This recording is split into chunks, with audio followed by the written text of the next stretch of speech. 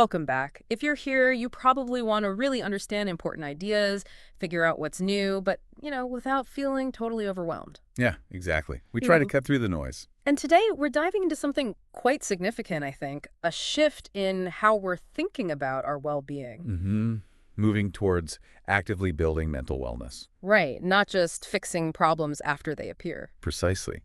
Looking at how we can nurture our mental health proactively. Hmm. And our source for this deep dive, it's a really interesting article from the Ingomu coaching app blog. Ah, okay. Ingomu. Yeah, published back in May 2025, actually during Mental Health Awareness Month. Got it. So our goal here is to unpack how coaching fits into this preventative idea. How can it be a tool for well-being right from the get-go? hmm Now, I imagine some people listening might think, hang on, coaching for mental wellness. Isn't that more about like career goals or productivity? That's a fair question. And, the article itself points out that this hasn't always been an easy fit conceptually. Right, there's been pushback. Definitely. The idea of coaching playing a role here, well, it stirred up quite a bit of discussion, even fairly recently. So what's changed? Well, that's what's fascinating. The article highlights how major coaching bodies, like the International Coaching Federation, the ICF, they've really started to acknowledge this connection more openly. Okay. Their 2024 coaching snapshot, for instance, specifically looked at coaching and mental well-being. They noted the growing interest. So they're seeing the trend. They are. And they're even putting out resources, guidelines to help coaches navigate this space responsibly, which, really signals a shift in how we're viewing proactive mental support. Okay, that's a helpful context. So let's get down to brass tacks then. What is coaching in this context? And crucially, how is it different from therapy? Getting that clear seems vital. Absolutely vital. Huh. So the article defines coaching here as structured support. It's designed to help you gain clarity. Clarity on goals and things. Yes, clarity on goals. Building up your inner strength, your resilience, and setting up those daily habits, those practices that feed your emotional and psychological health. So very forward-looking, focused on development. Exactly. It's about momentum, growth. Yeah. But, and this is critical understanding, the boundaries is key. Coaching is not therapy. Right. No diagnosis. No diagnosis, no treating mental health conditions. Coaches aren't typically digging into past trauma the way a therapist would. So where does it fit? Well, the article uses a really helpful analogy, I think. It suggests thinking about coaching as mental fitness training. Oh, I like that. Mental fitness training. Explain that a bit more. So think about physical fitness, right? You might work with a personal trainer to keep your body healthy, build strength, prevent illness. Okay, yeah. Proactive health. Exactly. So coaching is like that, but for your mind. A coach helps you strengthen your mindset, navigate the daily stresses we all encounter, stay connected to your values, what gives life meaning. So it's about building that mental muscle before you're in crisis mode. Precisely. It's proactively building that mental strength and resilience. Okay, that clears things up quite a bit.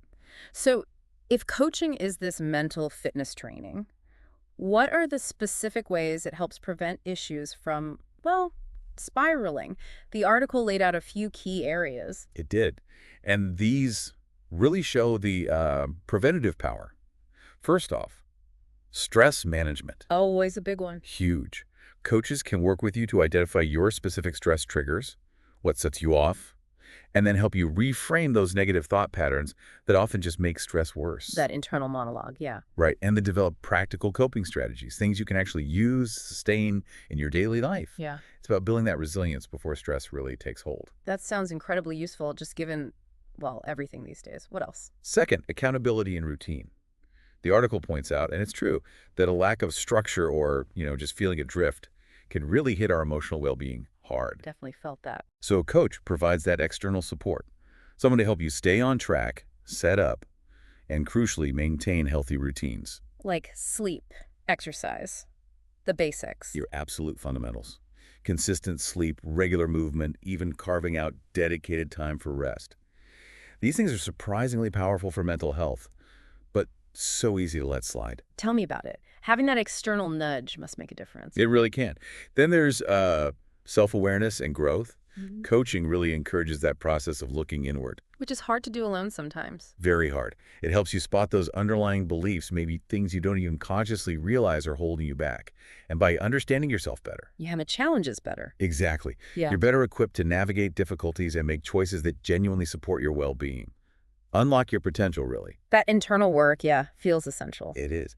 And finally, the article mentions connection and support. Just basic human connection is a powerful buffer against emotional distress. So the coaching relationship itself is part of it. Yes. A coach offers a safe, non-judgmental space, somewhere you can feel truly heard, supported, without the kind of baggage or expectations that sometimes come with personal relationships. Okay, so the big picture is empowering people to be proactive, build resilience before life throws its inevitable curveballs. Now, the article also talked about why this is so relevant, like right now in 2025. What's the context? Yeah, it really grounds it in our current reality. Yeah. The article stresses the lingering emotional impact of the past few The years. pandemic fallout and all that. Right. We're still dealing with the consequences of widespread workplace burnout, feelings of isolation for many people, that always-on digital culture. Yeah, the burnout thing is real. Didn't the WHO recognize it? They did. The World Health Organization calls burnout a global occupational phenomenon. That says a lot. And there's a statistic in the article. Over half of young adults reporting persistent sadness or hopelessness. Yeah, it's concerning. Wow. That paints a stark picture. It does. And so in this landscape, while therapy and medication are absolutely essential tools, Yeah. they often come into play after problems have become pretty significant. Right. Plus, as the article notes, there can still be stigma, hesitation around seeking that kind of help. And access issues too, right? Cost, availability. Absolutely. Real barriers for many. So coaching emerges as this proactive, often less stigmatized way to get support. It can be more readily available, maybe feel more focused on growth than fixing something perceived as broken. That makes a lot of sense. It's like adding a preventative layer that complements traditional mental health care. Now, this article is from the Ingomu coaching app blog. How does a platform like Ingomu actually try to support this mental wellness idea? Good question. The article positions Ingomu as more than just, a directory of coaches. It frames it as a community geared towards growth, empowerment, and overall well-being. Okay. They offer a really wide range of coaches, too. People specializing in mindfulness, leadership, productivity, resilience, you name it. So the idea is you can find someone whose expertise really matches your specific goals. So it's tailored, personalized. Supposedly, yes. And a key thing the article highlights about Ingomu is the focus on continuous engagement. It's not just about scheduling a session now and then. How do they do that? Well, they integrate things like goal setting with journaling prompts within the app. They encourage these small, consistent steps they call micro actions. There are opportunities for live group coaching, apparently, and even some AI-driven guidance. Huh, interesting mix. Yeah, it's a multi-pronged approach. The aim is to foster long-term mental fitness, build that ongoing support structure and trust. So it becomes part of your routine, ideally, not just an occasional thing. Okay, let's get practical for our listeners. They're hearing this, maybe thinking, oh, okay, interesting, but what can I do today? The article had some tangible tips, didn't it? It did. Yeah. Really actionable stuff anyone can start with. First one, start your day intentionally.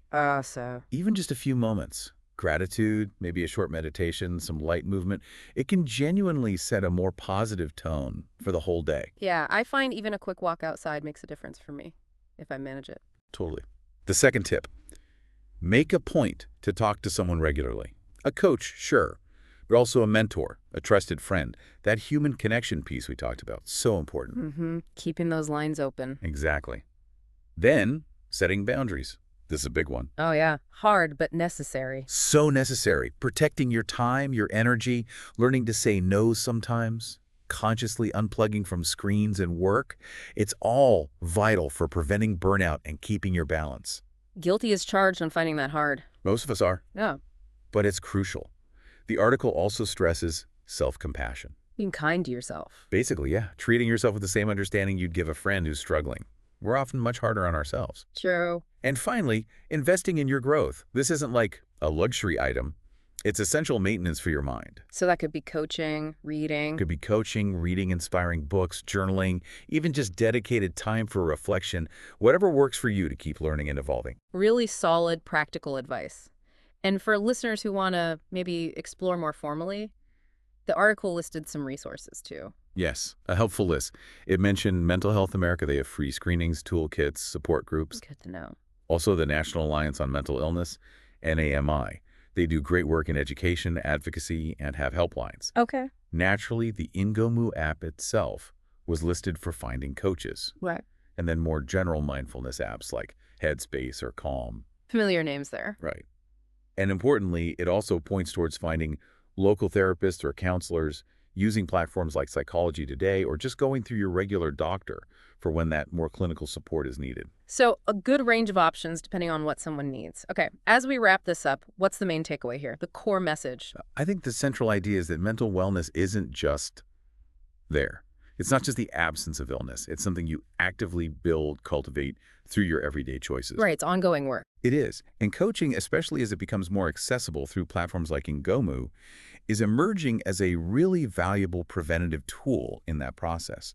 It's about intentionally building and maintaining your mental fitness. And for you listening, seeking that efficient way to grasp these important shifts, we really hope this deep dive gave you a clear, insightful look at this evolving landscape of mental wellness and coaching's proactive role. Yeah, maybe it leaves you with a question to ponder.